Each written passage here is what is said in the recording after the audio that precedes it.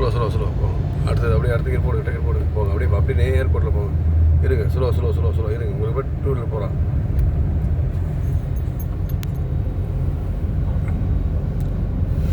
போகலாம் sir. Enjoy அப்படியே steering அப்படி நேரம் அப்படி என்ஜாய்க்கு போடுங்க.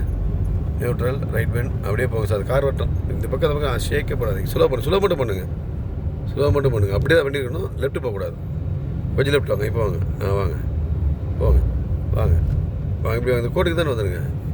போகலாம். டர்னுக்கு தான் தாண்டி போகாதீங்க. போங்க.